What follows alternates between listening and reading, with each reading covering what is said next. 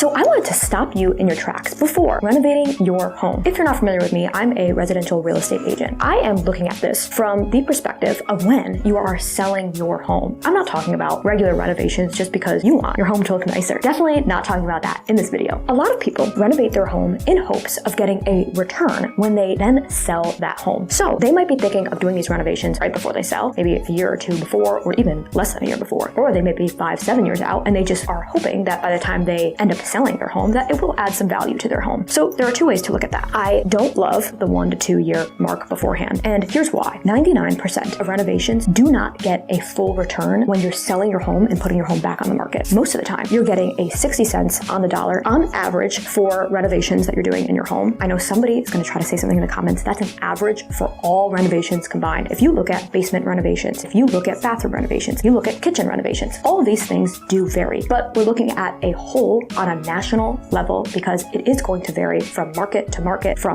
renovation to renovation. I just want you guys to understand that I'm using very general numbers here. That is a pretty much strong representation of a general number. 60 cents on the dollar is kind of a big difference if you think about it. So this is why I don't love people doing renovations right before they're going to sell the home. Now, I am for people doing renovations years before, and they get to enjoy that renovation as well. I do think that you should be doing it for yourself and not just for that resale value, because a lot of the times you're not getting your money back. If you didn't live with the renovations long enough, you didn't even get to enjoy it yourself. So you're basically discount renovating for somebody else who is then going to live in that home. So what I always say to my clients is that I want you to ask yourself, why are you renovating? And also, how long do you expect to stay in your home long term? Now, I do know that things do change sometimes, and sometimes unplanned things happen and you end up moving earlier than you thought. But at the same time, I just want you to be a little bit intentional with these renovations. And I don't want you to assume that you're going to get X amount over the renovation cost, because I'm telling you right now, that is most likely not going to be the case. So I want you to be able to enjoy renovations. I also never recommend ever doing a full remodel unless you are flipping a home, which is an investment strategy. That's the only time I ever recommend a full remodel, because that's the whole strategy. But I do not recommend remodeling an entire home, because typically, again, you may not get a full return on that investment. So I'm going to go back to that 60 cents on the dollar example. I want you to think about it. For every $100 you spend, you're only getting $60 back in most cases. That's a big